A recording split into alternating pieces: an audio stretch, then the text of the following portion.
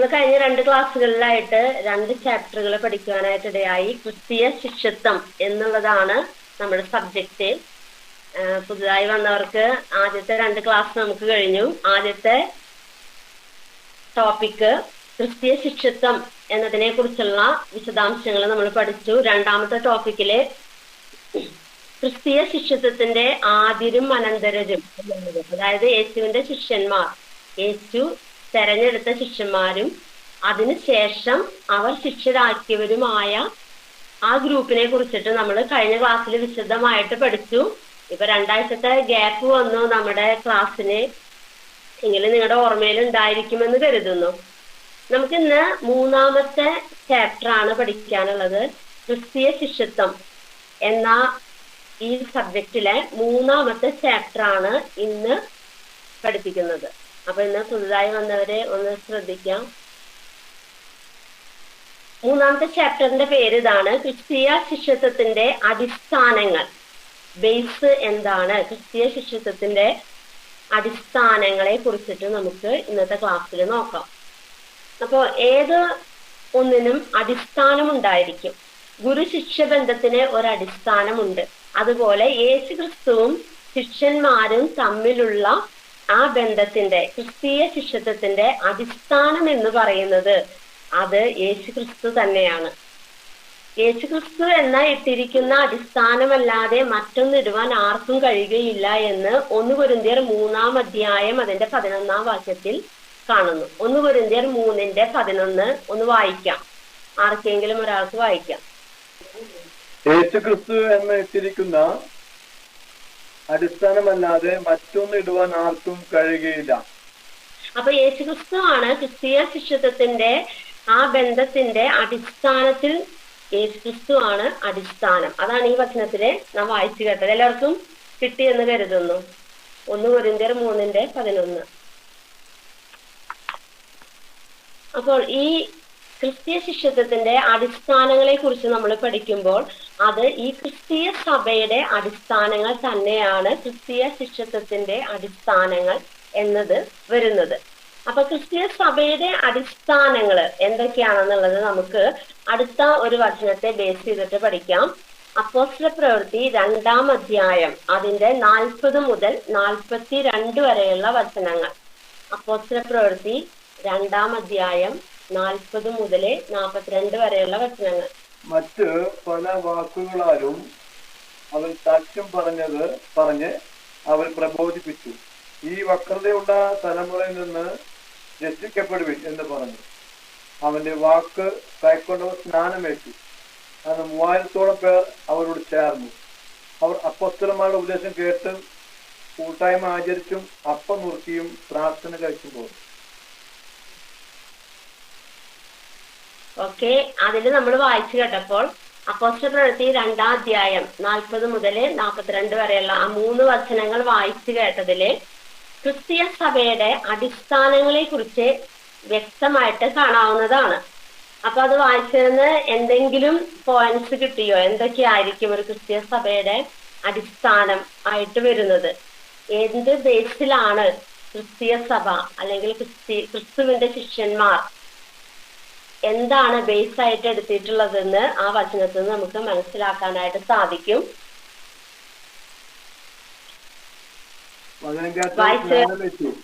സ്നാനപ്പെടണം, രക്ഷിക്കപ്പെടണം, സ്നാനപ്പെടണം, കൂട്ടായ്മ ആചരിക്കണം.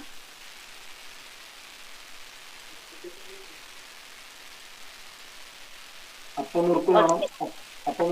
അവരനുഭവിച്ചത്. അപ്പനുറുക്കല്, രക്ഷാസ്നാനം തുടങ്ങി വരുന്ന അപ്പനുറുക്കൽ ശുശ്രൂഷന്റെ പ്രാർത്ഥനയുണ്ട്, കൂട്ടായ്മയുണ്ട്. അതൊക്കെ ആ വചനത്തിൽ ഉൾപ്പെട്ടിരിക്കുന്നത്. അതാണ് ക്രിസ്തീയ സഭയുടെ അടിസ്ഥാനമായിട്ട് അംഗീകരിച്ചിരിക്കുന്നത്.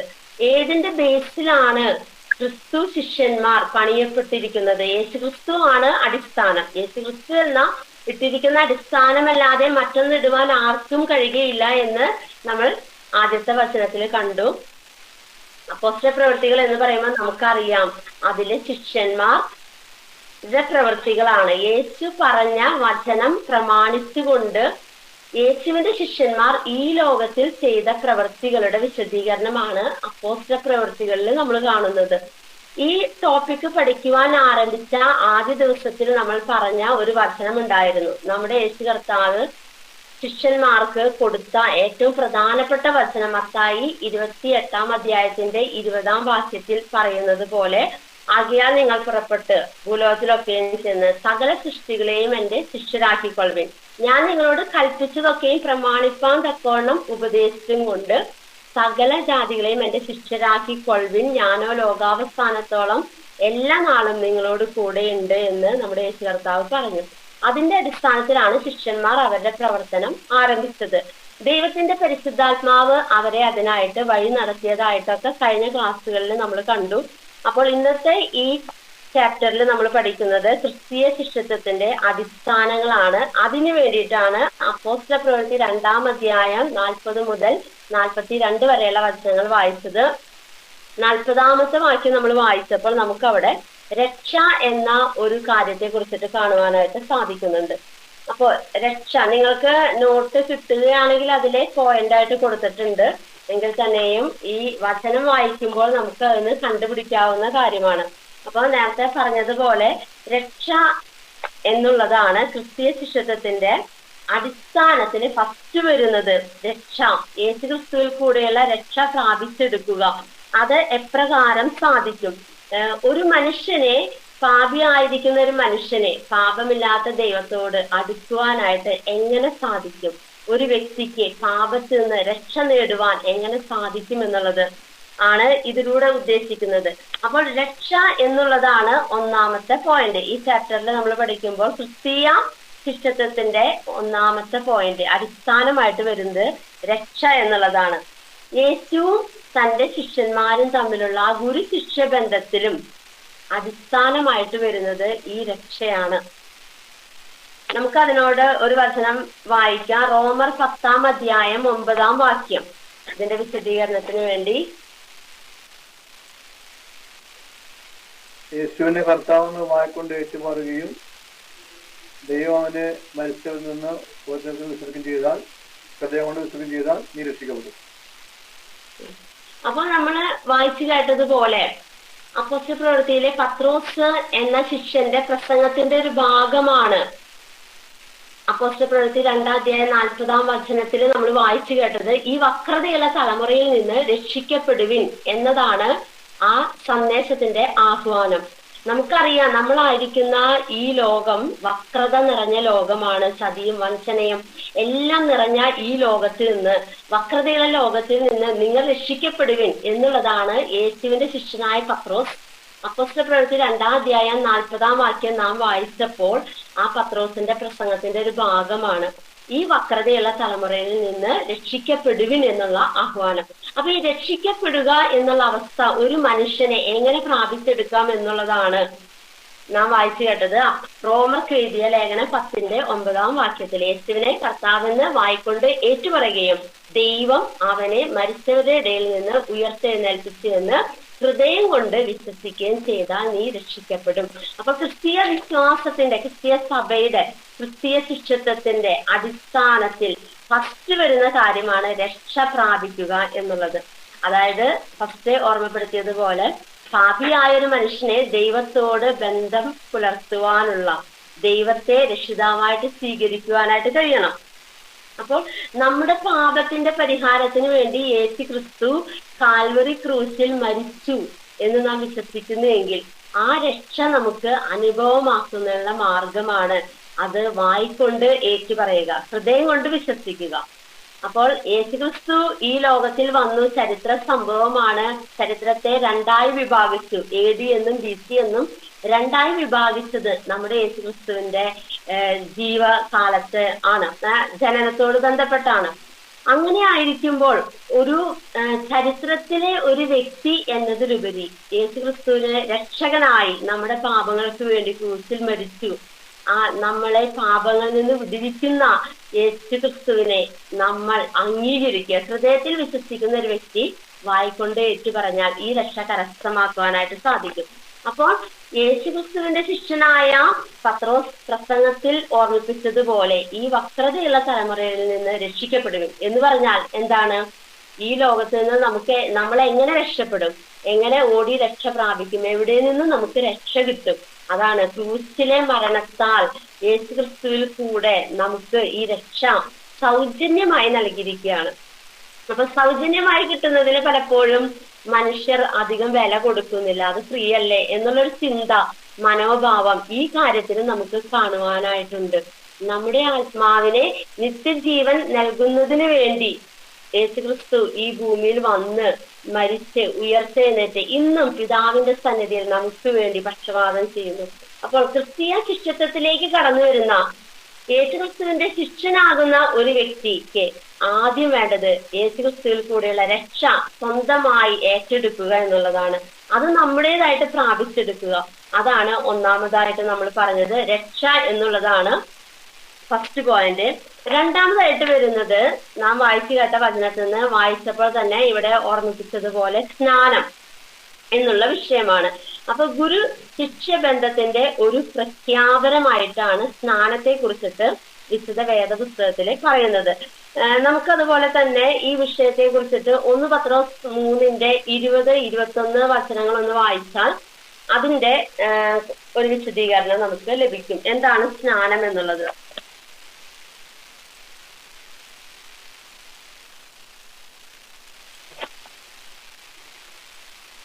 അല്പജനം എന്ന് വെച്ചാൽ 8 പേർ വെള്ളത്തിൽ കൂടി രക്ഷ പ്രാപിച്ചു. അത് സ്നാനത്തിന് ഒരു മുൻകുറി. സ്നാനമോ ഇപ്പോൾ ജഡത്തിന്റെ അഴുക്കു കളയുന്നതായിട്ടല്ല, ദൈവത്തോട് നല്ല മനസ്സാക്ഷിക്കായുള്ള അപേക്ഷയായിട്ടത്ര യേശുക്രിസ്തുവിന്റെ പുനരുദ്ധാനത്താൽ നമ്മെയും രക്ഷിക്കുന്നു. അപ്പോൾ 1 പത്രോസ് 3:20 ഇപ്രകാരമാണ് പറയുന്നത്: ആ പെട്ടകത്തിൽ അല്പജനം എന്ന് വെച്ചാൽ 8 പേർ വെള്ളത്തിൽ കൂടി രക്ഷ പ്രാപിച്ചു. അത് സ്നാനത്തിന് ഒരു മുൻകുറി. സ്നാനമോ ഇപ്പോൾ ജഡത്തിന്റെ അഴുക്ക് കളയുന്നതായിട്ടല്ല, യേശുക്രിസ്തുവിനോടുള്ള നല്ല മനസ്സാക്ഷിക്കായുള്ള അപേക്ഷയായിട്ടത്ര യേശുക്രിസ്തുവിന്റെ പുനരുത്ഥാനത്താൽ നമ്മെയും രക്ഷിക്കുന്നു. അപ്പോൾ നമുക്കറിയാം, നോഹയുടെ കാലത്ത് ജലപ്രളയം ഉണ്ടായി. ദൈവം പറഞ്ഞത് അനുസരിച്ച നോഹ എന്ന വ്യക്തി, അദ്ദേഹത്തിന്റെ ഭാര്യ, 3 ആൺമക്കൾ, അവരുടെ ഭാര്യമാർ, അങ്ങനെ 8 പേര് ആ പെട്ടകത്തിൽ കൂടെ രക്ഷ പ്രാപിച്ചതായിട്ട് ദൈവവചനം നമ്മെ പഠിപ്പിക്കുന്നു. പത്രോസ് ലേഖനം എഴുതുമ്പോൾ അതിൽ എടുത്തു പറഞ്ഞ ഒരു വചനമാണ്: ഒരു കുടുംബം രക്ഷപ്പെട്ടു. നശിച്ചു പോകുന്ന ലോകത്തിൽ നിന്ന്, ജലപ്രളയത്തിൽ നിന്ന് ദൈവത്തിന്റെ വാക്കനുസരിച്ച ഒരു കുടുംബത്തിലെ 8 പേർ രക്ഷ പ്രാപിച്ചു. അത് സ്നാനത്തിനൊരു മുൻകുറിയായിട്ടാണ് ഇവിടെ രേഖപ്പെടുത്തിയിരിക്കുന്നത്. അപ്പോൾ രക്ഷ പ്രാപിച്ച ഒരു വ്യക്തി അടുത്ത സ്റ്റെപ്പിലേക്ക് വരുന്നതാണ് സ്നാനപ്പെടുക എന്ന് പറഞ്ഞാൽ. യേശുക്രിസ്തുവിനോട് ചേരുവാൻ സ്നാനമേൽക്കുന്നു എന്ന് റോമർക്ക് എഴുതിയ ലേഖനം 6-ാം അധ്യായം 1-ാം വാക്യത്തിൽ എഴുതിയിരിക്കുന്നു. അത് വായിക്കാം.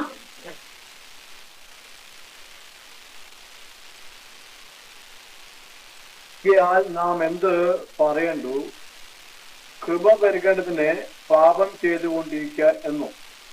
ഒരു നാളും അരുത്. സംബന്ധമായി മരിച്ചവരായി നാം ഇനി അതിൽ ജീവിക്കുന്നത് എങ്ങനെ? അല്ല, യേശുക്രിസ്തുവിനോട് ചേരുവാൻ സ്നാനമേറ്റവരായി നാം എല്ലാവരും അവന്റെ മരണത്തിൽ പങ്കാളിയാകുവാൻ സ്നാനമേറ്റിരിക്കുന്നു എന്ന് നിങ്ങൾ അറിയുന്നില്ലയോ? ഓക്കെ, അത്രയും മതി. അപ്പൊ യേശുക്രിസ്തുവിനോട് ചേരുവാൻ സ്നാനമേൽക്കുന്നു എന്ന് വേദപുസ്തകത്തിൽ രേഖപ്പെടുത്തിയിരിക്കുന്നു. അപ്പൊ യേശുവിനെ രക്ഷകനായി സ്വീകരിച്ച ഒരു വ്യക്തി, അത് നമ്മുടെ ഹൃദയത്തിൽ നടക്കുന്ന കാര്യമാണ്, വായിക്കൊണ്ട് ഏറ്റുപറയുകയും ചെയ്യുന്നു. എന്നാൽ അത് പരസ്യമായിട്ടുള്ള ഒരു പ്രസ്താവനയായിട്ട് നമുക്ക് വെളിപ്പെടുത്തുന്നത് യേശുക്രിസ്തുവിനോട് ചേരുവാൻ സ്നാനമേൽക്കുന്ന സമയത്താണ് ഒരു വ്യക്തി ഈ വ്യക്തി ക്രിസ്തുവിനെ സ്വീകരിക്കുന്നതായിട്ട് മറ്റുള്ളവരുടെ മുമ്പിൽ പരസ്യമായി പ്രഖ്യാപിക്കുകയാണ്. യേശുക്രിസ്തു എനിക്ക് വേണ്ടി, എന്റെ പാപങ്ങൾക്ക് വേണ്ടി മരിച്ചു, ഉയർത്തെഴുന്നേറ്റു, ഇന്നും ജീവിക്കുന്നു. അതുപോലെ സ്നാനമേൽക്കുന്ന ഒരു വ്യക്തി തന്നെ സമർപ്പിക്കുകയാണ്. വെള്ളത്തിൽ മുങ്ങി വെള്ളത്തിൽ നിന്ന് എഴുന്നേൽക്കുമ്പോൾ യേശുക്രിസ്തുവിന്റെ മരണ പുനരുത്ഥാനങ്ങളോട് ഏകീഭവിക്കുന്ന ഒരനുഭവമാണ് സ്നാനത്തിൽ കൂടെ കരസ്ഥമാക്കുവാനായിട്ട് സാധിക്കുന്നത്. അതാണ് വിശുദ്ധ വേദപുസ്തകത്തിൽ പറയുന്ന ക്രിസ്തീയ വിശ്വാസത്തിന്റെ, സഭയുടെ അടിസ്ഥാനങ്ങളിലെ 2-ാമത്തെ പോയിന്റാണ് നമ്മൾ പറഞ്ഞത്, സ്നാനം എന്നുള്ളത്. 3-ാമതായിട്ട് യേശുവിനെ രക്ഷകനായി സ്വീകരിച്ച് സ്നാനമേറ്റ ആളുകൾ ചെയ്യേണ്ട അടുത്ത കാര്യങ്ങളാണ് ക്രിസ്തീയ ശിഷ്യത്വത്തിലേക്ക് ക്രിസ്തുവിന്റെ ശിഷ്യനായി കടന്നു വന്ന വ്യക്തിക്ക് അടുത്തതായിട്ട് മൂന്നാമതായിട്ട് ഉണ്ടായിരിക്കേണ്ട കാര്യമാണ് വേർപാട് അനുഷ്ഠിക്കണം. നമ്മൾ വായിച്ച വചനത്തിൽ നിന്ന് അപ്പോസ്തലപ്രവൃത്തി 2-ാം 40 മുതൽ 42 വരെയുള്ള വചനങ്ങളെ ബേസ് ചെയ്തിട്ടാണ് ഈ പോയിന്റുകൾ എടുത്തിട്ടുള്ളത്. അപ്പോൾ ക്രിസ്തീയ ശിഷ്യത്വത്തിലേക്ക് വരുന്ന വ്യക്തികൾ അടുത്തതായിട്ട് സ്വീകരിക്കേണ്ട ഒന്നാണ് വേർപാട് അനുഷ്ഠിക്കണം. അതായത് ഈ വക്രതയുള്ള ലോകത്ത് നിന്ന് രക്ഷിക്കപ്പെടുവിൻ എന്ന് അരുളി ചെയ്തതുപോലെ ഈ ലോകത്തിന്റെ മോഹങ്ങളെ എല്ലാം മാറ്റിക്കളഞ്ഞ് ദൈവഹിതത്തിലേക്ക് നമ്മൾ അടുത്തു വരുമ്പോൾ ഇവിടത്തെ കുറെ കാര്യങ്ങള് മാറ്റേണ്ടതായിട്ടൊരവസ്ഥ വരും. വേർപാട് നമ്മൾ അനുഷ്ഠിച്ചേ പറ്റുകയുള്ളൂ. ക്രിസ്തുവിന്റെ ശിഷ്യന്മാരെ ലോകത്തിൽ നിന്നൊരു വേർപാട് പ്രാപിക്കണം. അത് റോമർ 12-ന്റെ 2-ാം വാക്യം നമുക്കൊന്ന് വായിക്കാം. റോമർക്ക് എഴുതിയ ലേഖനം 12-ാം അധ്യായം അതിന്റെ 2-ാം വാക്യം.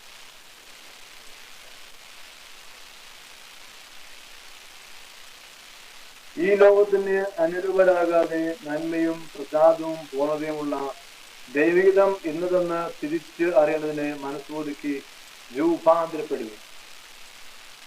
അപ്പോൾ ഒരു വേർപാട്, ലോകത്തിന്റെ മോഹങ്ങളിൽ നിന്നുള്ള ലോക സ്നേഹത്തിൽ നിന്നൊരു വേർപാട് ഒരു ക്രിസ്തു ശിഷ്യനെ അനിവാര്യമായിട്ടുള്ളതാണ്. ഈ ലോകത്തിനെ അനുരൂപരാകാതെ നന്മയും പ്രസാദവും പൂർണ്ണതയുമുള്ള ദൈവഹിതം ഇന്നതെന്ന് തിരിച്ചറിയേണ്ടതിന് മനസ്സ് പുതുക്കി രൂപാന്തരപ്പെടുവിൻ എന്നാണ് അവിടെ റോമർക്ക് എഴുതിയ ലേഖനത്തിലെ പൗലോസ് പറഞ്ഞിരിക്കുന്നത്. അപ്പോൾ ഈ ലോകത്തിലെ എല്ലാ കാര്യങ്ങളിൽ നിന്നും ഒരു വേർപാട് ക്രിസ്തു ശിഷ്യനെ അനിവാര്യമാണ് എന്ന് ഇതിലൂടെ നമുക്ക് കാണാവുന്നതാണ്. ഇന്ന് ഷാജി ബ്രദർ മാത്രമാണ് വചനങ്ങളൊക്കെ വായിക്കുന്നത്. വേറെ ആരും ഇന്ന് ആരും ബൈബിളും ബുക്കൊന്നും എടുത്തിട്ടില്ല എന്നാണ് തോന്നണത്. വെറുതെ അറ്റൻഡൻസ് മാർക്ക് ചെയ്യണത് കൊണ്ടാണ് വായിക്കാൻ പറ്റാനത്. ഓക്കെ, അപ്പൊ ഇനി എല്ലാവരും വായിക്കാനായിട്ട് ശ്രമിക്കുക. അപ്പൊ ഇതില് ഒരാൾ മാത്രല്ലല്ലോ, ബാക്കിയുള്ളവരുണ്ടെന്ന് നമുക്കൊന്ന് മനസ്സിലാക്കാനായിട്ട് പറ്റും. അടുത്ത പോയിന്റ് നമ്മൾ വായിച്ച വചനത്തിൽ നിന്ന് നമുക്ക് കിട്ടുന്നത് ഒന്നാണ് അപ്പോസ്തലന്മാരുടെ ഉപദേശം കൈക്കൊണ്ട് ജീവിക്കുക. അപ്പോൾ ക്രിസ്തീയ ശിഷ്യത്വത്തിന്റെ അടിസ്ഥാനങ്ങളാണ് നമ്മളിവിടെ പറഞ്ഞുകൊണ്ടിരിക്കുന്നത്. ഒന്നാമതായിട്ട് രക്ഷ, യേശുക്രിസ്തുവിൽ കൂടെയുള്ള രക്ഷ. രണ്ടാമതായിട്ട് പറഞ്ഞു രക്ഷിക്കപ്പെട്ട വ്യക്തികൾ സ്നാനപ്പെടണം.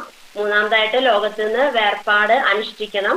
അതുപോലെ നാലാമതായിട്ട് അപ്പോസ്തലിക ഉപദേശം കൈക്കൊള്ളണം. അതായത് യേശുക്രിസ്തുവിന്റെ ശിഷ്യന്മാർ പഠിപ്പിച്ച ഉപദേശങ്ങള്. നമ്മൾ ഫസ്റ്റ് പറഞ്ഞതുപോലെ യേശു തന്റെ ശിഷ്യന്മാരോട് പറഞ്ഞു, നിങ്ങൾ എല്ലാവരെയും ശിഷ്യരാക്കിക്കൊള്ളണം. എന്താണ്? ഞാൻ നിങ്ങളോട് കൽപ്പിച്ചതൊക്കെയും പ്രമാണിപ്പാൻ തക്കവണ്ണം ഉപദേശിച്ചും കൊണ്ട് സകല ജാതികളെയും എന്റെ ശിഷ്യരാക്കിക്കൊള്ളുവേൻ. അപ്പോൾ യേശു കർത്താവ് കൽപ്പിച്ചത് ഒക്കെ ഈ ശിഷ്യന്മാര് കേട്ടിട്ടുണ്ട്.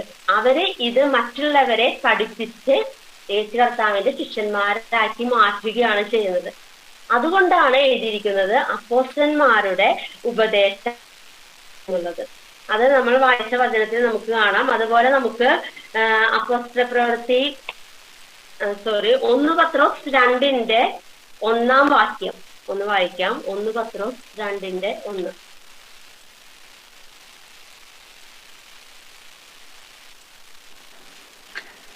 ആകയാൽ സകല ദുഷ്ടതയും എല്ലാ ചതിവും വ്യാജഭാവവും അസൂയയും എല്ലാ നുണയും നീക്കിക്കളഞ്ഞ് ഇപ്പോൾ ജനിച്ച ശിശുക്കളെ പോലെ രക്ഷയ്ക്കായി വളരുവാൻ വചനം എന്ന മായമില്ലാത്ത പാൽ കുടിപ്പാൻ വാഞ്ചിപ്പിൻ.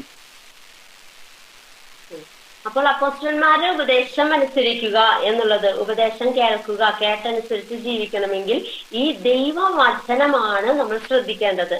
അപ്പോൾ എന്താണ്? ദൈവവചനം എന്ന മായമില്ലാത്ത പാൽ കുടിക്കാൻ വാഞ്ചിപ്പിൻ എന്ന് പറഞ്ഞാൽ ദൈവവചനം അനുസരിക്കുവാൻ ഒരു ക്രിസ്തു ശിഷ്യൻ തയ്യാറാകണം. ക്രിസ്തീയ ശിഷ്യത്വത്തിന്റെ അടിസ്ഥാനത്തിൽ വരുന്ന അടുത്ത കാര്യമാണ് നമ്മളോട് ഓർമ്മിപ്പിച്ചത് അപ്പോസ്തലിക ഉപദേശം കൈക്കൊള്ളണം എന്നുള്ളത്. അപ്പൊ അപ്പോസ്തലിക ഉപദേശം എങ്ങനെ നമുക്ക് ലഭിക്കും? അത് ദൈവവചനത്തിൽ കൂടെയാണ് ലഭിക്കുന്നത്. അതുപോലെ തിമോഥെയോസിന് ലേഖനം എഴുതുമ്പോഴും പൗലോസ് പറയുന്നുണ്ട്, തിരുവഴുത്തിലെ പ്രവചനം ഒന്നും സ്വയമായ വ്യാഖ്യാനത്താൽ ഉളവാകുന്നതല്ല. അതുപോലെ എന്താണ്? തിരുവഴുത്തിലെ എല്ലാതും ദൈവശാസ്ത്രീയമാണ് എന്ന് രേഖപ്പെടുത്തിയിരിക്കുന്നു. അപ്പൊ ദൈവത്തിന്റെ വചനങ്ങളെല്ലാം ദൈവശാസ്ത്രീയമാണ്. ആ പ്രാധാന്യം കൊടുത്തുകൊണ്ട് ദൈവവചനം അനുസരിക്കുവാനായിട്ട് ഒരു ക്രിസ്ത്യൻ ശിഷ്യൻ തയ്യാറാകണം എന്നാണ് അവിടെ നമുക്ക് കാണുവാനായിട്ട് സാധിക്കുന്നത്. മാത്രമല്ല ക്രിസ്തീയ ശിഷ്യത്വത്തിലെ അടുത്ത സ്റ്റെപ്പായിട്ട് നമുക്ക് കൂട്ടായ്മയെ കുറിച്ചിട്ട് കാണുവാനായിട്ട് സാധിക്കും. അപ്പൊ ഇതെല്ലാം ഈ പോയിന്റ്സ് എല്ലാം പറയുന്നത് അപ്പോസ്തലപ്രവൃത്തി 2-ാം അധ്യായം 40 മുതൽ 42 വരെയുള്ള വചനങ്ങളിൽ നിന്നാണ്. 40, 41, 42 വചനങ്ങളിൽ നിന്നാണ് ഈ പോയിന്റുകൾ നമ്മൾ പറഞ്ഞുകൊണ്ടിരിക്കുന്നത്. അടുത്തതായിട്ട് അപ്പൊ പറയുന്നത് കൂട്ടായ്മ ആചരിക്കണം. 5-ാമതായിട്ട് പറയാണ് കൂട്ടായ്മ ആചരിക്കണം. കൂട്ടായ്മ ആചരിക്കുക എന്ന് പറയുമ്പോൾ നമുക്കറിയാം, എബ്രായർക്ക് എഴുതിയ ലേഖനത്തിൽ നമ്മൾ വായിക്കുമ്പോൾ 13-ാം അധ്യായം അതിന്റെ 16-ാം വാക്യം ഇപ്രകാരമാണ്: നന്മ ചെയ്യുവാനും കൂട്ടായ്മ കാണിപ്പാനും മറക്കരുത്, ഈ വക യാഗത്തിലല്ലോ ദൈവം പ്രസാദിക്കുന്നത്. അപ്പോൾ ഇവിടെ നമ്മൾ കാണുന്നു കൂട്ടായ്മ എന്നത് പറഞ്ഞാൽ ഒരു പങ്കിടല്, ഷെയറിങ്, പങ്കാളിത്തം. മറ്റുള്ളവരുടെ ദുഃഖത്തിലും ആവശ്യത്തിലും സങ്കടത്തിലുമെല്ലാം നമ്മൾ സഹായിക്കാനും അവരെ കരുതുവാനും അവർക്ക് വേണ്ടി പ്രാർത്ഥിക്കുവാനും തയ്യാറാകുന്ന ഒരവസ്ഥയാണ് ഇവിടെ പറയുന്നത് കൂട്ടായ്മ എന്നതുകൊണ്ട് ഉദ്ദേശിക്കുന്നത്. അപ്പോൾ കൂട്ടായ്മ എന്ന വാക്കിൽ നമുക്ക് പല കാര്യങ്ങളെയും ഉൾപ്പെടുത്താനായിട്ട് പറ്റും. നമുക്കുള്ള കാര്യങ്ങൾ, ഭൗതിക സാഹചര്യങ്ങൾ മറ്റുള്ളവർക്ക് പങ്കുവെക്കുവാനായിട്ട്, ഷെയർ ചെയ്യാനായിട്ട് സാധിക്കണം. അതുപോലെ സുവിശേഷകരെ സഹായിക്കുക, ആവശ്യത്തിലിരിക്കുന്നവർക്ക് അവർക്ക് വേണ്ട കാര്യങ്ങൾ ചെയ്തു കൊടുക്കുക. അതുപോലെ തന്നെ ആത്മീക അനുഗ്രഹങ്ങൾ പങ്കുവെക്കുക എന്ന് വെച്ചാൽ പ്രാർത്ഥനയില് നമ്മൾ സഹായിക്കുക, ദൈവവചനം പഠിപ്പിച്ചു കൊടുക്കുക, അതുപോലെ ഒരുമിച്ച് പ്രാർത്ഥിക്കുക, ആരാധിക്കുക, ദൈവവചനം പഠിക്കുക. അതൊക്കെ ഈ കൂട്ടായ്മയുടെ ഭാഗങ്ങളാണ്. അപ്പൊ ആത്മീകമായിട്ടും ഭൗതികമായിട്ടുമുള്ള കാര്യങ്ങള് എന്താണ് ഷെയർ ചെയ്യുവാനായിട്ട് ക്രിസ്തീയ ശിഷ്യന്മാർ തയ്യാറാകണം എന്നുള്ളതാണ് ഈ പോയിന്റിൽ നമുക്ക് കാണുവാനായിട്ട് സാധിക്കുന്നത്. അടുത്തതായിട്ട് വരുന്ന പോയിന്റ് നമ്മൾ വായിച്ചു കേട്ടതിലെ അപ്പം നുറുക്കൽ എന്നുള്ള ഒരു കാര്യം വായിച്ചു. അപ്പം നുറുക്കൽ ശുശ്രൂഷ. യേശു തന്റെ ശിഷ്യന്മാരുമായി അത്താഴത്തിലിരുന്ന് എഴുന്നേറ്റ് യേശു നമുക്കറിയാവുന്നത് പോലെ പാനപാത്രം എടുത്തു, അതുപോലെ അപ്പം എടുത്ത് വാഴ്ത്തി, ഇത് നിങ്ങൾക്ക് വേണ്ടി നുറുക്കപ്പെടുന്ന എന്റെ ശരീരം, എന്റെ ഓർമ്മയ്ക്കായി ഇത് ചെയ്യുവിൻ. ഇത് നിങ്ങൾക്കായി ചൊരിയപ്പെടുന്ന എന്റെ പാനപാത്രം, എന്റെ രക്തം, ഇത് അനേകർക്ക് വേണ്ടി പാപമോചനത്തിനായി ചൊരിയുന്ന എന്റെ രക്തം എന്ന് പറഞ്ഞ് പാനപാത്രവും എടുത്ത് വാഴ്ത്തി അവർക്ക് കൊടുക്കുന്ന ഒരനുഭവം യേശുവും ശിഷ്യന്മാരും ആ അത്താഴത്തിലെ അന്ന് ഉണ്ടായ സംഭവമാണ്. അപ്പൊ അത് എന്റെ വരവ് വരെയും ഇത് നിങ്ങൾ ചെയ്യുവിൻ എന്ന് ശിഷ്യന്മാരോട് കൽപ്പിച്ചു. അതുകൊണ്ടാണ് അപ്പം നുറുക്കൽ ശുശ്രൂഷ വരുന്നത്. തിരുവത്താഴം എന്ന പേരെ വിളിക്കുന്നുണ്ട്, പല രീതിയിൽ അത് അറിയപ്പെടുന്നുണ്ടെങ്കിലും നമ്മൾ വായിച്ച അപ്പോസ്തലപ്രവൃത്തിയുടെ വചനത്തിലെ അപ്പം നുറുക്കിയും കൂട്ടായ്മ ആചരിച്ചും പ്രാർത്ഥന കഴിച്ചും പോകുന്നു എന്ന് അവിടെ എഴുതിയിരിക്കുന്നു. അതുപോലെ തന്നെ അതിനോട് ബന്ധപ്പെട്ട ചില വചനങ്ങൾ നമുക്ക് ശ്രദ്ധിക്കാം. അപ്പം നുറുക്കൽ ശുശ്രൂഷ കാണുന്നത് 1 കൊരിന്ത്യർ 11-ാം അധ്യായം 23 മുതൽ 26 വരെയുള്ള വചനങ്ങൾ വായിക്കുമ്പോൾ അവിടെ നമുക്ക് അത് കാണുവാനായിട്ട് സാധിക്കുന്നുണ്ട്.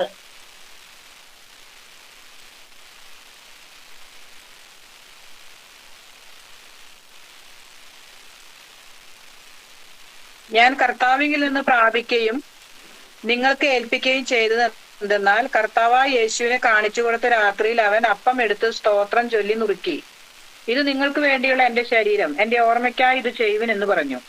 അവണ്ണം തന്നെ അത്താഴം കഴിഞ്ഞ ശേഷം അവൻ പാനപാത്രവും എടുത്തു, ഈ പാനപാത്രം എന്റെ രക്തത്തിൽ പുതിയ നിയമമാകുന്നു, ഇത് കുടിക്കുമ്പോഴൊക്കെയും എന്റെ ഓർമ്മയ്ക്കായി ചെയ്യുവിൻ എന്ന് പറഞ്ഞു. അങ്ങനെ നിങ്ങൾ ഈ അപ്പം തിന്നുകയും പാനപാത്രം കുടിക്കുകയും ചെയ്യുമ്പോഴൊക്കെയും കർത്താവ് വരുവോളം അവന്റെ മരണത്തെ പ്രസ്താവിക്കുന്നു. അപ്പോൾ കൊരിന്ത്യർക്ക് ലേഖനം എഴുതുമ്പോൾ പൗലോസ് അതിനെ പറ്റിയിട്ട് വിശദാംശങ്ങൾ നൽകിയിട്ടുണ്ട്. അപ്പോൾ ക്രിസ്തുവിന്റെ ശിഷ്യന്മാർ അനുഷ്ഠിക്കേണ്ട അടുത്ത സ്റ്റെപ്പായിട്ട് നമുക്ക് കാണുവാനായിട്ട് സാധിക്കുന്നത് അപ്പം നുറുക്കൽ ശുശ്രൂഷ. തിരുവത്താഴം എന്ന് നിങ്ങളുടെ നോട്ട് നിങ്ങൾക്ക് ലഭിക്കുമ്പോൾ അവിടെ തിരുവത്താഴം എന്നുണ്ട്, ചിലർ തിരുമേശ എന്ന് പറയുന്നു, പല രീതിയിൽ അറിയപ്പെടുന്ന എങ്കിലും ദൈവവചനപ്രകാരം യേശുക്രിസ്തു പറഞ്ഞു എന്റെ ഓർമ്മയ്ക്കായി ഇത് ചെയ്യുവിൻ. കർത്താവ് വരുവോളം അവന്റെ മരണത്തെ പ്രഖ്യാപിക്കുന്നു. ആ മരണത്തെ ഓർക്കുവാനായിട്ട് യേശുക്രിസ്തു നമുക്ക് വേണ്ടി ക്രൂശിൽ മരിച്ചു, നമ്മുടെ പാപമോചന, രോഗസൗഖ്യം എല്ലാം യേശുക്രിസ്തുവിന്റെ ക്രൂശ് മരണത്തിലൂടെ നമുക്ക് ലഭിച്ചു എന്ന് നമ്മളെ ഓർമ്മപ്പെടുത്തുന്ന ഈ ശുശ്രൂഷ ചെയ്യുവാനായിട്ട് കർത്താവ് തന്റെ ശിഷ്യന്മാരോട് കൽപ്പിച്ചു. അപ്പൊ ക്രിസ്തീയ ശിഷ്യത്വത്തിന്റെ അടിസ്ഥാനങ്ങളാണ് നമ്മൾ പഠിച്ചുകൊണ്ടിരിക്കുന്നത്. ഒരു ക്രിസ്തു ശിഷ്യൻ എന്തൊക്കെ ചെയ്യണം, ഏതൊക്കെ സ്റ്റെപ്പിലൂടെ കടന്നു പോകണം എന്നുള്ളതാണ് നമ്മൾ നോക്കിക്കൊണ്ടിരിക്കുന്നത്. അപ്പോൾ 6ാമത്തെ പോയിന്റ് ആയിട്ട് തിരുവത്താഴം എന്നുള്ള ആ ഇതാണ്. അതിന് തിരുവത്താഴം എന്ന് പേര് കൊടുക്കാൻ കാര്യം ചിലപ്പോ അത്താഴത്തിൽ യേശു എഴുന്നേറ്റ്, അത്താഴത്തിന് ശേഷം യേശു എഴുന്നേറ്റ് അങ്ങനെ പറയുന്നുണ്ട്. അതുപോലെ രാത്രിയിൽ എന്ന് കാണിക്കുന്ന പല ഭാഗങ്ങളും നമ്മളിപ്പോ 1 കൊരിന്ത്യർ 11-ാം അധ്യായത്തിൽ വായിച്ചപ്പോ രാത്രിയിൽ അവരെ അത് അപ്പം നുറുക്കലിന് വേണ്ടി കൂടി വന്ന് നമുക്ക് കാണുന്നു. അതുപോലെ അപ്പോസ്തല പ്രവൃത്തി 20-ാം അധ്യായം 7-ാം വാക്യം ഒന്ന് വായിക്കാം.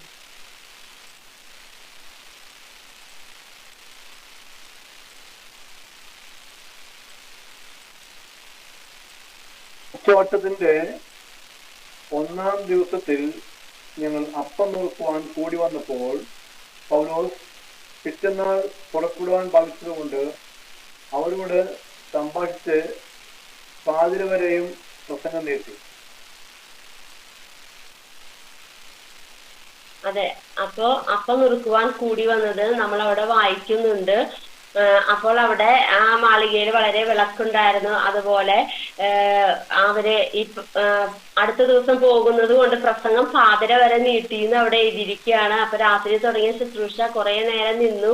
അവിടെ യൂത്തിക്കോസ് എന്ന ശിഷ്യൻ അവിടെ കിളിവാതിലെ ഗാഠനിദ്ര പിടിച്ചുറങ്ങി വീണു മരിച്ചതായിട്ട് നമ്മൾ കാണുന്നുണ്ട്. എന്നാൽ അവനെ ഉയർപ്പിക്കുന്നതായിട്ടും അവിടെ കാണുവാനായിട്ട് സാധിക്കുന്നുണ്ട്. അപ്പോൾ യേശുക്രിസ്തുവിന്റെ ശിഷ്യന്മാർ അനുഷ്ഠിച്ചു വന്നിരുന്നു ഈ അപ്പം നുറുക്കൽ ശുശ്രൂഷ എന്ന് നമുക്ക് വചനത്തിലൂടെ കാണുവാനായിട്ട് സാധിക്കുന്നു. അടുത്തതായിട്ട് ക്രിസ്തീയ ശിഷ്യത്വത്തിന്റെ അടിസ്ഥാനം പറയുമ്പോൾ പ്രാർത്ഥന എന്നുള്ളതാണ്. പ്രാർത്ഥന എന്ന് പറഞ്ഞാൽ നമുക്ക് എല്ലാവർക്കും അറിയാം. നമ്മൾ ഈ ബൈബിൾ ക്ലാസ് തന്നെ ഇപ്പോൾ ആരംഭിച്ചപ്പോൾ പ്രാർത്ഥിച്ചു. നമ്മുടെ ജീവിതത്തിന്റെ ഏത് മേഖലയിലും നമ്മൾ പ്രാർത്ഥനയിലാണ് മുന്നോട്ട് പോകുന്നത്. ദൈവത്തെ അറിയുന്ന, ദൈവത്തെ വിളിക്കുന്ന ഏത് വ്യക്തിയുടെയും ജീവിതത്തിന്റെ ഒഴിച്ചുകൂടാനാവാത്ത ഒരു ഭാഗമാണ് പ്രാർത്ഥന. അപ്പോൾ യേശു കർത്താവ് തന്റെ ശിഷ്യന്മാരെ പ്രാർത്ഥിക്കാൻ പഠിപ്പിച്ചതായിട്ട് നമുക്ക് സുവിശേഷത്തിലെ കാണുവാനായിട്ട് സാധിക്കുന്നുണ്ട്. മത്തായി എഴുതിയ സുവിശേഷം 6-ാം അധ്യായത്തിലെ 8 മുതൽ 13 വരെയുള്ള വചനത്തിലെ യേശു തന്റെ ശിഷ്യന്മാരെ പ്രാർത്ഥിക്കുവാൻ പഠിപ്പിക്കുന്നുണ്ട്. അത് എങ്ങനെ ദൈവത്തെ അഭിസംബോധന ചെയ്യണം. സ്വർഗസ്ഥനായ ഞങ്ങളുടെ പിതാവേ എന്ന് വിളിച്ച് ദൈവത്തെ അഭിസംബോധന ചെയ്ത് എന്തൊക്കെ കാര്യങ്ങളാണ് നമ്മുടെ പ്രാർത്ഥനയിൽ ഉൾപ്പെടുത്തേണ്ടത് എന്ന രീതിയിൽ ഒരു പ്രാർത്ഥനയുടെ മോഡൽ യേശു കർത്താവ് തന്റെ ശിഷ്യന്മാർക്ക് നൽകി കൊടുക്കുന്നുണ്ട്. അപ്പോൾ യേശു കർത്താവിന്റെ ശിഷ്യന്മാർ എപ്പോഴും യേശുവിനോട് കൂടെ ഇരിക്കുന്നവരായിരുന്നു. യേശുവിന്റെ ഉപദേശങ്ങൾ കേട്ട് അനുസരിക്കുന്നവരും, യേശു കർത്താവ് ഈ ഭൂമിയിലായിരുന്നപ്പോൾ യേശു കർത്താവ് ചെയ്ത അത്ഭുതങ്ങളെ കണ്ടും കേട്ടും യേശുവിനോട് കൂടെ നടന്നവരായിരുന്നു യേശുവിന്റെ 12 ശിഷ്യന്മാരെ. അവരെ നമ്മുടെ യേശു കർത്താവ് പ്രാർത്ഥിക്കുവാനായിട്ട് പഠിപ്പിച്ചു. അവർ പറയുകയാണ് ഞങ്ങളെ പ്രാർത്ഥിക്കാൻ പഠിപ്പിക്കണമെന്ന്. അപ്പൊ ആ പ്രാർത്ഥനയുടെ മോഡൽ നമുക്ക് കാണുന്നത് മത്തായി എഴുതിയ സുവിശേഷം 6-ാം അധ്യായം 8 മുതൽ 13 വരെയുള്ള വചനങ്ങളിലെ ഒരുവിധം പേർക്കും അത് ബൈഹാർട്ട് ആയിരിക്കും.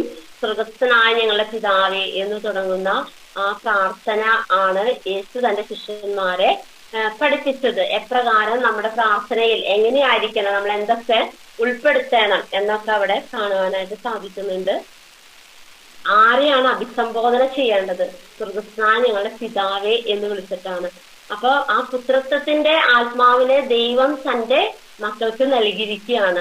ക്രിസ്തീയ ശിഷ്യത്വത്തിലേക്ക് കടന്നു വരുന്ന ഓരോരുത്തർക്കും ഈ ഭാഗ്യ പദവി വചനപ്രകാരം ലഭിക്കുന്നുണ്ട്. അപ്പൊ നമ്മൾ ഇന്നത്തെ ടോപ്പിക്കില് നോക്കിയ കാര്യങ്ങളിലെ ലാസ്റ്റ് പോയിന്റ് ആണ് പ്രാർത്ഥന. ഏഴാമതായിട്ട് നമ്മൾ പറഞ്ഞതാണ് പ്രാർത്ഥന എന്നുള്ളത് ഗുരുവിലുള്ള ശിഷ്യരുടെ ആശ്രയത്തെ കുറിച്ചിട്ടാണ് അവിടെ കാണുവാനായിട്ട് സാധിക്കുന്നത്.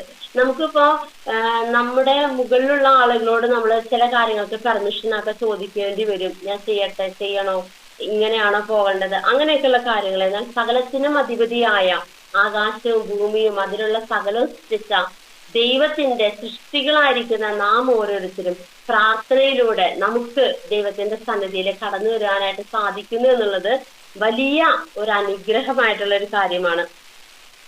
അതുപോലെ തന്നെ പ്രാർത്ഥനയെ കുറിച്ച് നമ്മൾ നോക്കുമ്പോൾ നമ്മുടെ സ്വന്തം ഇഷ്ടങ്ങളെക്കാൾ ഉപരി ദൈവത്തിന്റെ ഹിതത്തിനനുസരിച്ച് പ്രാർത്ഥിക്കുവാനായിട്ട് നമ്മെ ദൈവത്തിന്റെ പരിശുദ്ധാത്മാവ് സഹായിക്കുമെന്ന് പ്രാർത്ഥിക്കുന്ന ഓരോരുത്തർക്കും അറിയാവുന്ന കാര്യമാണ്. റോമർ 8:26 ഒന്ന് വായിക്കാം. റോമർക്ക് എഴുതിയ ലേഖനം 8:26. വേറെ ആരെങ്കിലും വായിക്കാം? ഷാജി ബ്രദർ മിനിസിസ്റ്റർ ആണെന്ന് വായിച്ചിട്ടുള്ളൂ.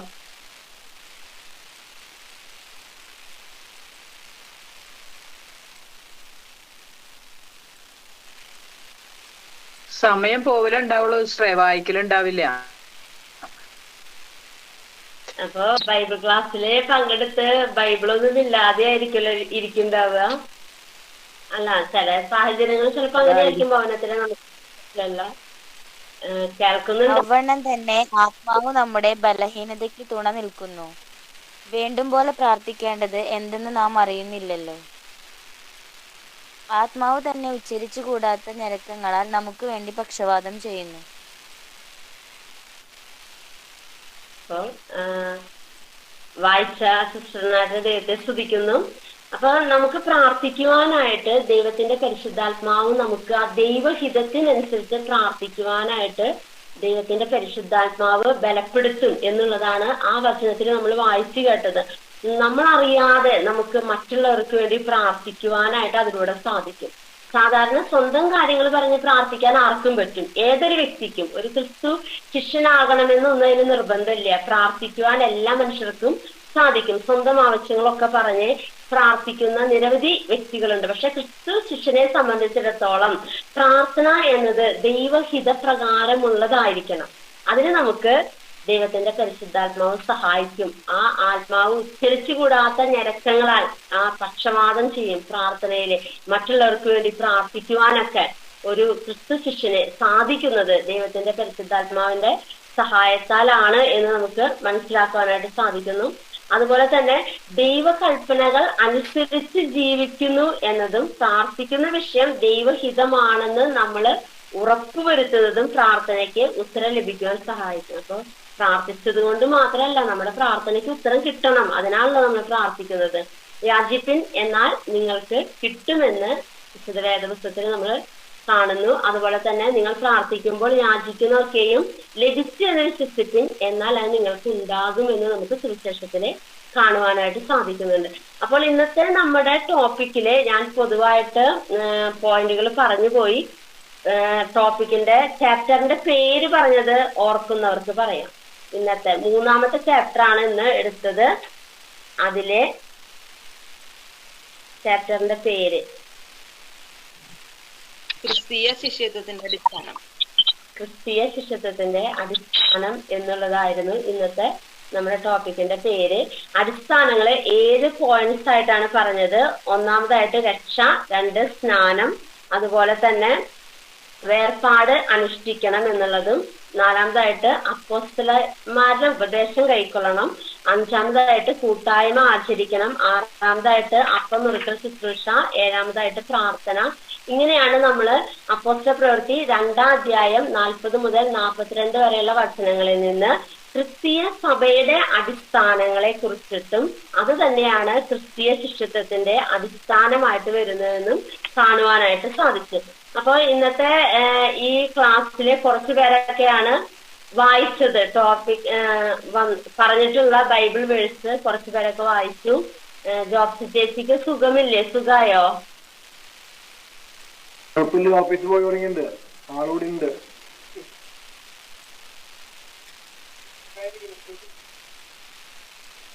തിങ്കളാഴ്ച ഓഫീസിൽ പോയി തുടങ്ങി. കുഴപ്പമില്ല കേട്ടോ.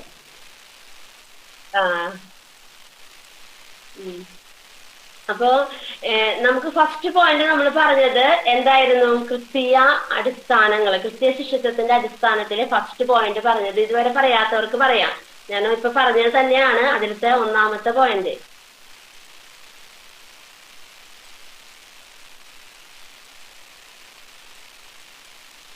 ഒന്ന് രക്ഷ പ്രാപിക്കുക.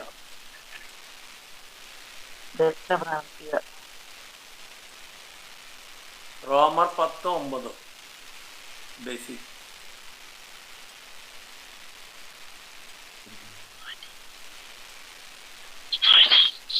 കറക്റ്റാണ്. 1-ാമത്തെ പോയിന്റ് രക്ഷ എന്നുള്ളതാണ്. യേശുക്രിസ്തുവിൽ കൂടിയുള്ള രക്ഷ പ്രാപിക്കുക എന്നുള്ളത് തന്നെയാണ് 1-ാമത്തെ പോയിന്റ്. അത് ക്രിസ്തീയ സഭയുടെ അടിസ്ഥാനം ഫസ്റ്റ് വരുന്നത് എങ്ങനെയാണ് ഒരാൾക്ക് ക്രിസ്തുവിനെ രക്ഷകനായിട്ട് സ്വീകരിക്കാൻ പറ്റുക എന്നുള്ളതാണ്. റോമർ 10-9 നമ്മൾ വായിച്ചത്. യേശുവിനെ കർത്താവെന്ന് വായിക്കൊണ്ട് ഏറ്റുപറയുകയും ദൈവം അവനെ മരിച്ചവരുടെ ഇടയിൽ നിന്ന് ഉയർപ്പിച്ചു എന്ന് ഹൃദയം കൊണ്ട് വിശ്വസിക്കുകയും ചെയ്താൽ നീ രക്ഷിക്കപ്പെടും എന്ന് വിശുദ്ധ വേദപുസ്തകം പറയുന്നത് പോലെ യേശുവിനെ രക്ഷകനായിട്ട് സ്വീകരിക്കുവാൻ, സൗജന്യമായിട്ട് ഈ രക്ഷ കരസ്ഥമാക്കുവാനായിട്ട് ദൈവവചനം നമ്മളതിനെ ആഹ്വാനം ചെയ്യാണ്. അപ്പൊ ഇതില് പങ്കെടുക്കുന്ന ആർക്കെങ്കിലും യേശുക്രിസ്തുവിൽ കൂടെയുള്ള രക്ഷ പ്രാപിക്കാനായിട്ട് കഴിഞ്ഞിട്ടില്ലെങ്കിൽ ഇന്ന് അതിനുള്ള ഒരു സാഹചര്യമുണ്ട്. അതുപോലെ ഇപ്പോ യേശുക്രിസ്തുവിൽ കൂടെയുള്ള രക്ഷ സ്വീകരിച്ചവരാണെങ്കിൽ നമ്മുടെ പ്രിയപ്പെട്ടവരുണ്ട്, സ്നേഹിതര്, നമുക്കുള്ളവരൊക്കെ ഈ രക്ഷ കരസ്ഥമാക്കുവാൻ വേണ്ടിയിട്ട് നമ്മൾ മുഖാന്തരമാകണം. ഈ വചനങ്ങൾ അവരെ കേൾപ്പിക്കുവാനായിട്ട് നമുക്ക് കഴിയണം. അതിനാണ് ഈ ദൈവവചനം പഠിക്കുന്നത്. ദൈവവചനം ശ്രദ്ധയോടെ പഠിക്കുക. നമ്മൾ അതിന് സമയം ചെലവാക്കി ദൈവസന്നിധിയിൽ ഇരിക്കുമ്പോൾ നമ്മൾ പറയുന്നത് പോലെ നമ്മുടെ രക്ഷയും നമ്മുടെ പ്രിയപ്പെട്ടവരുടെ രക്ഷയും എല്ലാം നേടിയെടുക്കുവാനായിട്ട് നമുക്ക് സാധിക്കണം. അല്പകാലം മാത്രം ഈ ലോകത്തിൽ നമ്മളായിരിക്കുന്നു. നമുക്ക് ദൈവം തന്ന നല്ല സാഹചര്യങ്ങൾ നമുക്ക് പ്രയോജനപ്പെടുത്താം. അതിന്റെ ഭാഗമായിട്ടാണ് ഈ ബൈബിൾ ക്ലാസ്സിൽ നിങ്ങൾ ആയിരിക്കുന്നതെന്ന് ഞാൻ പൂർണ്ണമായിട്ട് വിശ്വസിക്കുകയാണ്. അപ്പൊ ഒന്നാമതായിട്ട് പറഞ്ഞത് രക്ഷ എന്നുള്ളതാണ്. രണ്ടാമത്തെ പോയിന്റ് എന്തായിരുന്നു? സ്നാനം.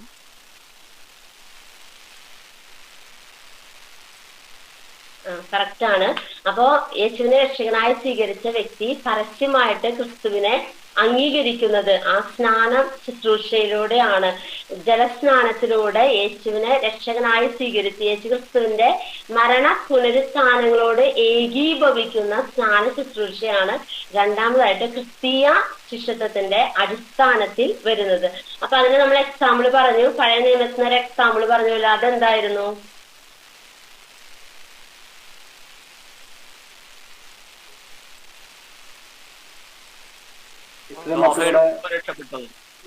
നോഹയുടെ കുടുംബം 8 പേര് രക്ഷപ്പെട്ടു.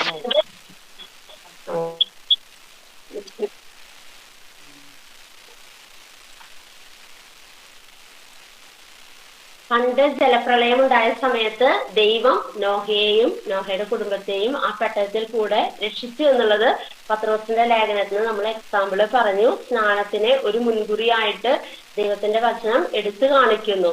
അതായത് ഇന്ന് നമുക്ക് യേശുക്രിസ്തുവിൽ കൂടെയുള്ള രക്ഷ ആ സ്നാനത്തിൽ കൂടെ നമ്മൾ പബ്ലിക്കായി പ്രസ്താവിക്കുകയാണ്. ഞാൻ യേശുവിനെ സ്വീകരിച്ചു എന്നുള്ളത്. യേശുക്രിസ്തു എനിക്ക് വേണ്ടി മരിച്ചു, അടക്കപ്പെട്ടു, ഉയർത്തെഴുന്നേറ്റു. അതുപോലെ ഞാനും യേശുക്രിസ്തുവിന്റെ മരണ പുനരുത്ഥാനങ്ങളോട് ഏകീഭവിച്ച് ആ നിത്യരക്ഷ കരസ്ഥമാക്കി ഇനി ജീവന്റെ പുതുക്കത്തിൽ ഞാൻ നടക്കുവാൻ തയ്യാറാണെന്ന് ഈ സ്നാന ശുശ്രൂഷയിലൂടെ ക്രിസ്തു ശിഷ്യൻ പ്രഖ്യാപിക്കുകയാണ് ചെയ്യുന്നത്. അങ്ങനെ രക്ഷിക്കപ്പെടുകയും സ്നാനപ്പെടുകയും ചെയ്ത ഒരു വ്യക്തി ഈ ലോക ജീവിതത്തിൽ നിന്ന് പല വേർപാട് അനുഷ്ഠിക്കണമെന്ന് വിശുദ്ധ വേദപുസ്തകം നമ്മളതിനെ പഠിപ്പിക്കുന്നു. അപ്പോൾ ഈ ലോകത്തിനെ അനുരൂപരാകാതെ നന്മയും പ്രസാദവും പൂർണ്ണതയുമുള്ള ദൈവഹിതം ഇന്നെന്ന് തിരിച്ചറിയേണ്ടതിനെ മനസ്സ് പുതുക്കി രൂപാന്തരപ്പെടുവിനെന്ന് അതിനോട് ബന്ധപ്പെട്ട് നമ്മൾ കേൾപ്പിക്കുവാനായിട്ട് സാധിച്ചു. അതുപോലെ തന്നെ ക്രിസ്തു ശിഷ്യന്മാരെ നോക്കുമ്പോൾ അവരെല്ലാം ഈ ലോകത്തെ ഇന്ന് വേർപാട് അനുഷ്ഠിച്ചവരാണ്. നമുക്കറിയാം, കഴിഞ്ഞ ക്ലാസ്സുകളിൽ നമ്മൾ പഠിച്ചപ്പോൾ യേശു തന്റെ ശിഷ്യന്മാരെ തെരഞ്ഞെടുക്കുന്നത് അവര് പലവിധ കാര്യങ്ങളിൽ എൻഗേജ്ഡ് ആയിരുന്ന വ്യക്തികളായിരുന്നു. വെറുതെ ഇരിക്കുന്ന വ്യക്തികളല്ല. ഓരോ ശിഷ്യന്മാരും ഓരോ കാര്യങ്ങളിൽ എൻഗേജ്ഡ് ആയിരുന്നു. പക്ഷെ യേശു അവരെ വിളിക്കുകയാണ്, എന്നെ അനുഗമിക്ക, എന്റെ പിന്നാലെ വരുവിൻ എന്ന് പറയുമ്പോൾ ഇറങ്ങി തിരിച്ച ശിഷ്യന്മാരെയാണ് നമ്മൾ കാണുവാനായിട്ട് കഴിഞ്ഞ ക്ലാസ്സിൽ നമുക്ക് കഴിഞ്ഞു. ആ 12 ശിഷ്യന്മാരെ യേശു തെരഞ്ഞെടുക്കുന്നത് നമ്മൾ വ്യക്തമായി പഠിച്ചു. അവരുടെ സവിശേഷതകളൊക്കെ കണ്ടവരാണ് നമ്മൾ.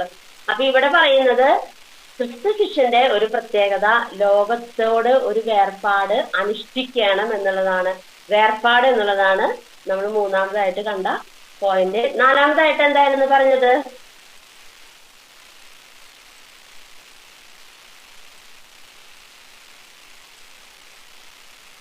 അപ്പോസ്തോലിക ഉപദേശം കൈക്കൊള്ളണം.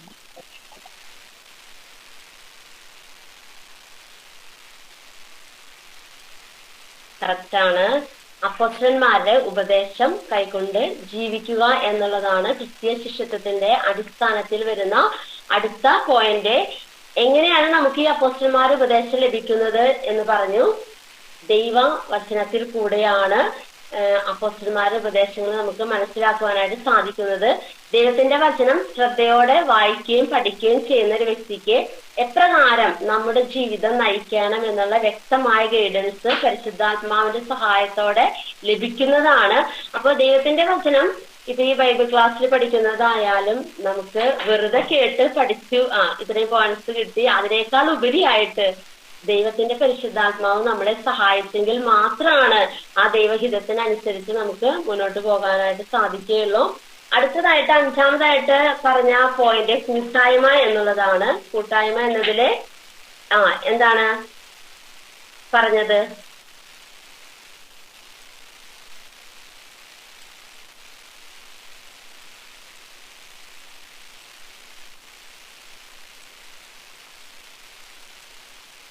ഒരു ഷെയറിങ് വേണം, ആത്മീയമായും ഭാഗമായും ഷെയറിങ് വേണം.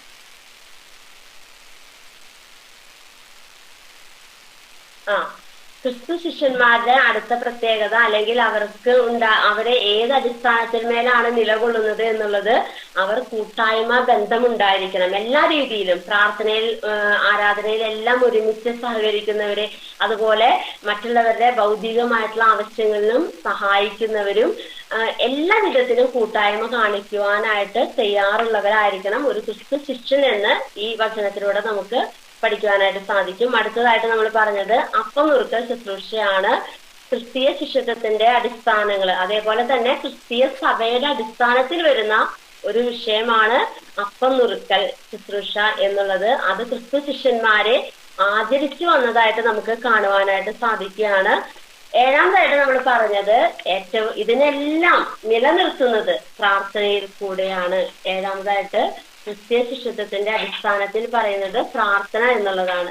അപ്പൊ നമ്മൾ പറഞ്ഞു വന്ന എല്ലാ കാര്യവും രക്ഷിക്കപ്പെടുക, സ്നാനപ്പെടുക, അതുപോലെ തന്നെ സ്നാനപ്പെട്ട വ്യക്തികള് പരിശുദ്ധാത്മാവിനെ അനുസരിച്ച് പ്രാപിച്ച് വേർപാടനുഷ്ഠിച്ച് കൂട്ടായ്മ ആചരിച്ച് അപ്പം നുറുക്കൽ ശുശ്രൂഷ നടത്തി അവർ ഇങ്ങനെ ജീവിക്കുമ്പോൾ പ്രാർത്ഥനയില്ലാതെ മുന്നോട്ട് പോകുവാനായിട്ട് സാധ്യമല്ല. പ്രാർത്ഥനയിലൂടെയാണ് നമുക്ക് ദൈവവുമായിട്ടുള്ള ബന്ധത്തിൽ നിലനിൽക്കുവാനായിട്ട് സാധിക്കുന്നത്. ഇപ്പൊ നമുക്കറിയാം ഈ ലോകപ്രകാരം തന്നെ ഗുരു ശിഷ്യ ബന്ധമാണെങ്കിലും ടീച്ചർ സ്റ്റുഡൻസ് റിലേഷൻഷിപ്പ് ആണെങ്കിലും അതുപോലെ ഫ്രണ്ട്ഷിപ്പ് ആണെങ്കിലും മാതാപിതാക്കളും മക്കളും തമ്മിലുള്ള ബന്ധമാണെങ്കിലും അവിടെ എല്ലാം കമ്മ്യൂണിക്കേഷൻ ആവശ്യമാണ്. അത് വൺ വേ എന്താ പറയാ ഒരാള് മറ്റൊരാൾക്ക് ഇങ്ങനെ പറഞ്ഞു കൊടുക്കുന്ന അവസ്ഥയല്ല, അപ്പുറത്ത് നിന്നും രണ്ടുപേരും അങ്ങോട്ടും ഇങ്ങോട്ടും കമ്മ്യൂണിക്കേറ്റ് ചെയ്യുന്ന ഒരു സമയത്താണ് ബന്ധങ്ങൾ ദൃഢമായി തീരുന്നത്. മാതാപിതാക്കളാണെങ്കിൽ അവരെ ആജ്ഞാപിക്കൽ മാത്രം നടത്തിയാൽ കുഞ്ഞുങ്ങളുടെ ഭാഗം കേൾക്കുവാനായിട്ടോ അവർക്ക് അവരുടെ കാര്യങ്ങൾ പറയാനായിട്ട് സാധിക്കില്ല. അതുപോലെ ഫ്രണ്ട്സ് തമ്മിലുള്ള കമ്മ്യൂണിക്കേഷൻ വരുന്ന സമയത്ത് ഒരു ഭാഗത്തു നിന്ന് മാത്രം സംസാരിച്ചാല് ആ റിലേഷൻഷിപ്പ് നല്ല രീതിയിൽ കൊണ്ടുപോകാനായിട്ട് പറ്റുകയില്ല. അപ്പൊ യേശുക്രിസ്തുവുമായിട്ടുള്ള ബന്ധത്തിലേക്ക് കടന്നു വരുന്ന ഓരോ വ്യക്തികളും എങ്ങനെയുള്ളവരായിരിക്കണം? പ്രാർത്ഥനയിൽ മുന്നോട്ട് പോകുന്നവരായിരിക്കണം. അതിനായിട്ടും ദൈവത്തിന്റെ പരിശുദ്ധാത്മാവ് നമ്മെ പ്രാർത്ഥിക്കുവാനായിട്ട് സഹായിക്കുമെന്ന് കഴിഞ്ഞ ഇത് നമ്മൾ പഠിക്കുമ്പോൾ ശ്രദ്ധിച്ചു എന്ന് നിങ്ങൾ കരുതുന്നു. നിങ്ങൾ എല്ലാവർക്കും അത് മനസ്സിലായി എന്ന് ഗ്രഹിക്കുകയാണ്. അപ്പൊ ഇന്നത്തെ നമ്മുടെ ടോപ്പിക്ക് ക്രിസ്തീയ ശിഷ്യത്വത്തിന്റെ അടിസ്ഥാനങ്ങള്. അതിലെ നാം ആദ്യം തന്നെ പറഞ്ഞത് യേശുക്രിസ്തു എന്ന ഇട്ടിരിക്കുന്ന അടിസ്ഥാനമല്ലാതെ മറ്റൊന്ന് ഇടുവാൻ ആർക്കും സാധ്യമല്ല എന്നുള്ളതാണ്. അപ്പോ Jesus Christ is the foundation of the relationship. അപ്പോൾ യേശുക്രിസ്തു ആണ് നമ്മുടെ ബന്ധത്തിന്റെ ക്രിസ്തീയ ശിഷ്യത്വത്തിന്റെ അടിസ്ഥാനം എന്ന് പറയുന്നത്. ക്രിസ്തുവും ശിഷ്യനും തമ്മിലുള്ള ആ അടിസ്ഥാന ബന്ധത്തിൽ വരുന്നത് ആരാണ്? യേശുക്രിസ്തു ആണ് നമുക്ക് അടിസ്ഥാനമായിട്ട് നിലകൊള്ളുന്നത്. അതിനെ മാറ്റുവാൻ ആർക്കും സാധ്യമല്ല. അടിസ്ഥാനം മറിഞ്ഞു പോയാൽ നീതിമാൻ എന്ത് ചെയ്യുമെന്ന് ബൈബിളിലൊരു സങ്കീർത്തനത്തിൽ ചോദിക്കുന്നുണ്ട്. അപ്പോ അടിസ്ഥാനം മറിഞ്ഞു പോകാതെ സൂക്ഷിക്കേണ്ടത് ഓരോ ക്രിസ്തു ശിഷ്യന്റെയും ഉത്തരവാദിത്തമാണ്. ഇന്നത്തെ ക്ലാസ്സിലെ നിങ്ങൾക്ക് അല്പം ചില കാര്യങ്ങൾ ഗ്രഹിക്കാൻ സാധിച്ചു എന്ന് ഞാൻ കരുതാണ്. നിങ്ങൾക്ക് നോട്ട് കിട്ടുമ്പോൾ അതിലെ റെഫറൻസുകളൊക്കെ ഉള്ളത് വായിച്ചു നോക്കാം. പോയിന്റുകൾ ഇതേപോലെ തന്നെയാണ് കൊടുത്തിരിക്കുന്നത്. നമ്മൾ ബൈബിൾ ക്ലാസ് നടത്തുമ്പോൾ ഒരു എക്സാമോടും കൂടെ ഉദ്ദേശിക്കുന്നത് കൊണ്ട് ഇതുകൂടെ ഒന്ന് ശ്രദ്ധിക്കണം പഠിക്കുമ്പോൾ. അതിനേക്കാൾ ഉപരി നമുക്ക് യേശു കർത്താവുമായി വ്യക്തിപരമായ ഒരു ബന്ധത്തിന് മുന്നോട്ട് പോകുവാനായിട്ട് ഇന്നത്തെ ദൈവവചന പഠനം നിങ്ങളെ സഹായിക്കട്ടെ എന്ന് പറഞ്ഞുകൊണ്ട് ഇന്നത്തെ ക്ലാസ് തുടർന്ന്